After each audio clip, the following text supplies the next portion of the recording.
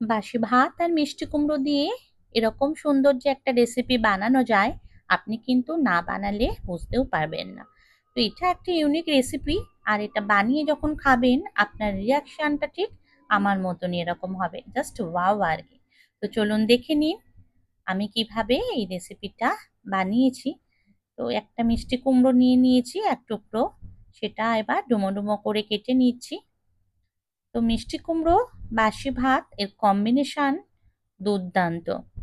আমি প্রথমে যখন বানালাম আমিও ভাবতে পারিনি যে এত সুন্দর এর টেস্ট হতে পারে। এটা একটা গ্রেট অ্যাপেটাইজার। আপনি একবার বানাবেন তো বারবার খেতে চাইবেন। দেখুন ১ কাপ মিষ্টি কুমড়ো আর ১ কাপ লেফটোভার রাইস নিয়ে নিয়েছি। আপনি চাইলে কিন্তু এটা ফ্রেশ ভাত দিয়েও করতে পারেন, মানে টাটকা ভাত আর কি। তো এদিকে কিছু মশলা আমি নিয়েছি। মশলা বলতে বিশেষ কিছুই নয়। একটু কাঁচা লঙ্কা কুচি, একটু আদা গ্রেট করা, ১ চামচ জিরে গুঁড়ো আর একটু হলুদ গুঁড়ো, ব্যাস। আর কিচ্ছু লাগবে না, ফোড়নও কোনো কিছু দিতে হবে না, জাস্ট একটা তেজপাতা, ব্যাস। তো প্রথমে আমি যেটা করব, একটু ফ্রাইং প্যানে সাদা তেল দিয়ে দিয়েছি, দিয়ে কুমড়োগুলো আগে হালকা করে ভেজে নিচ্ছি। আপনি এটা ঘিও করতে পারেন, তো আমি সাদা তেলেই রান্নাটা করলাম। তো মিষ্টি কুমড়োটা প্রথমে ভেজে নেওয়ার পর এটাকে তুলে নিতে হবে। একটু হালকা নুন দেব, তারপরে ঢেকে ঢেকে মিষ্টি কুমড়োটা ভেজে নেব। খেয়াল রাখবেন মিষ্টি কুমড়োতে যাতে বেশি রং না ধরে যায়।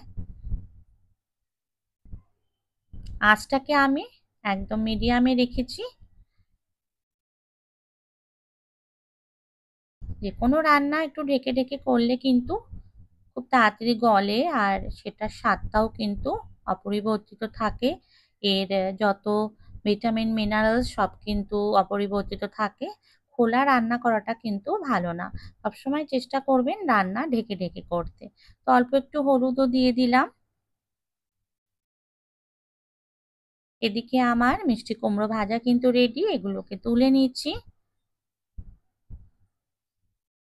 এখন এই প্যানের মধ্যে আর অল্প একটু তেল দেব, দিয়ে একটা তেজপাতা অর্ধেকটা ছিঁড়ে আমি দিয়ে দিচ্ছি, মাঝখান থেকে ছিঁড়ে নিয়েছি।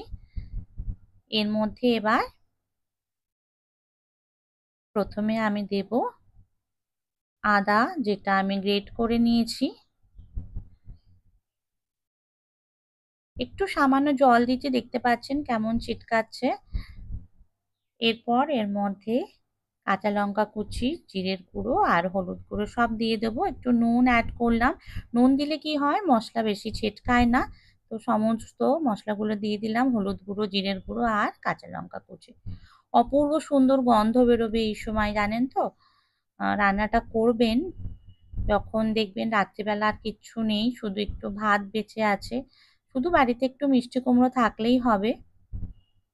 তো মশলা দেখতে পাচ্ছেন আমি কষিয়ে নিচ্ছি, অল্প একটু মিষ্টি দিলাম যেহেতু পোলাও, ভালো লাগবে। রান্নাটার নামটা আমি বলিনি না। আচ্ছা, এটা হচ্ছে লেফটোভার রাইস মিষ্টি কুমড়ো পোলাও। তো ভাতটা দিয়ে দিলাম, মশলাটা কষানো যখন হয়ে গেছে দেখতে পাচ্ছেন তেল ছেড়ে এসছে, আর ভাজা মিষ্টি কুমড়োটাও দিয়ে দিলাম।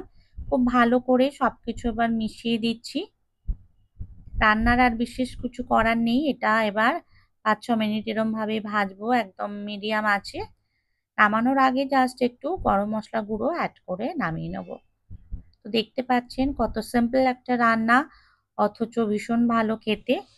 রান্নাটা ভালো লাগলে অবশ্যই চ্যানেলটা সাবস্ক্রাইব করবেন, লাইক কমেন্ট শেয়ার করবেন, আর হ্যাঁ, বেল বাটনটা যদি প্রেস করেন তাহলে আমার ভিডিওর নোটিফিকেশান আপনাদের কাছে ঠিক পৌঁছে যাবে। তো বন্ধুরা, রান্না কিন্তু আমার রেডি, জাস্ট একটু ঢেকে দিচ্ছি পুরো ফ্লেভারটা এনহান্স হওয়ার জন্য। এখন দেখুন সার্ভ করছি, কত সুন্দর একটা ডিশ। এটা কিন্তু হেলদিও, আর এটা কিন্তু আমি ব্রাউন রাইসে করেছি যেহেতু আমার কাছে লেফটোভার ব্রাউন রাইস ছিল। এটা সাদা ভাত দিয়েও করবেন, কোনো অসুবিধা নেই। তো বন্ধুরা, রান্না আমার রেডি, সার্ভ করে দিয়েছি।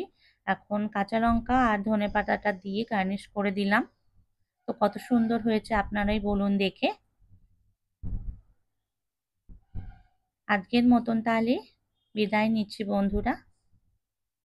সকলে ভালো থাকবেন, সুস্থ থাকবেন।